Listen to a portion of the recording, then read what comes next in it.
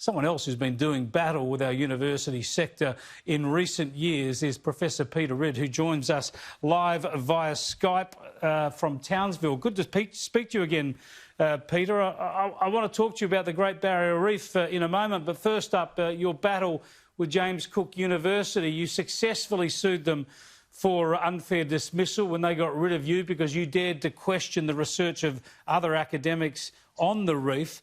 They've now appealed against that. Where are you at? You're waiting to hear a decision?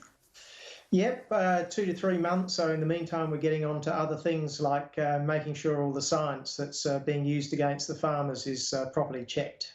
Yeah, so that case has been argued in court and you just have to wait a couple of months to find out whether the decision favourable to you is upheld. Precisely, yeah.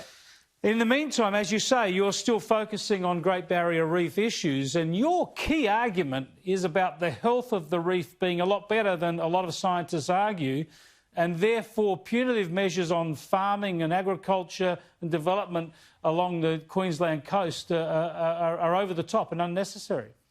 That's correct, but also that the quality of the checking of the science that's used against the farmers essentially in legislation is just not up to scratch. There's been many instances in recent times where this peer review process has been shown to be a complete, sham. And that's what's been used against the farmers, and a lot of the science is just plain wrong. That's all there is to it.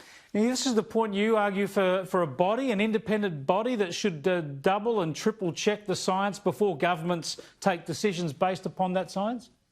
That's right. So at the moment they use this thing called peer review, you see, and that's really when only a couple of scientists have a quick check of it. They don't go through the data, they don't repeat the experiments. So, for example, just recently, they checked 8 major papers that came out of the James Cook University Coral Reef Centre, and they found that all 8 were 100% wrong. Now, we don't know how much of the other so-called science is also wrong. We're just asking for this to be checked by this Office of Science Quality Assurance.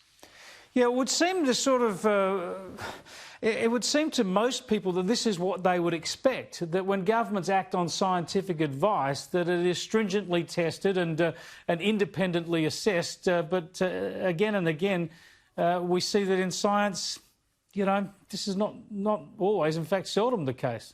No, so science institutions will say peer review is, this fantastic process, but actually I've called it a joke, and frankly it is. And we've really got to do better than that, because at the moment, every industry in North Queensland, especially the farmers, are being basically damaged by legislation based on very poorly checked science.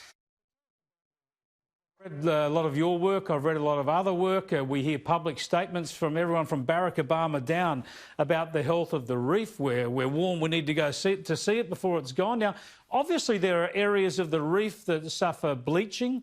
There are other areas of the reef that we've seen at times damaged by cyclones and the like, but other areas recover and are very healthy. What's your assessment of the whole extent of the reef and whether the damage that are in the damaged areas now is unusual or part of natural cycles?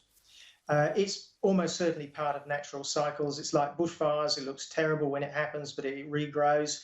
If you look at the main threats from farmers, like, sediment mud from the reef, damaging the reef. If you actually go out onto the reef, there is almost no sediment whatsoever out there. There is almost no pesticides whatsoever out there.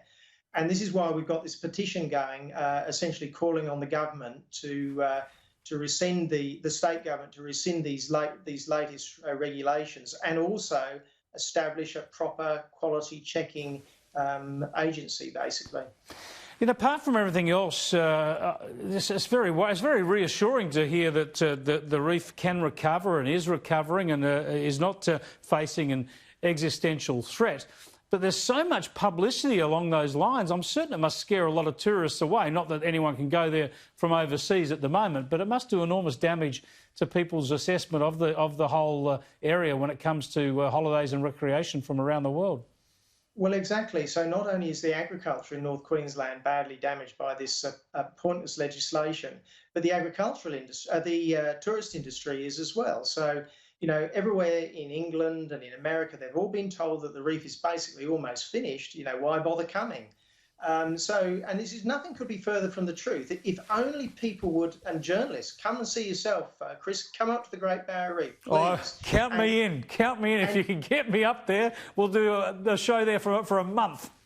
Well, that's what we need, because when you actually go there, the idea that this is totally badly damaged, it's just a joke when you actually go out and have a look at it for yourself. Yeah, well said, Peter. I really appreciate your time. Good luck.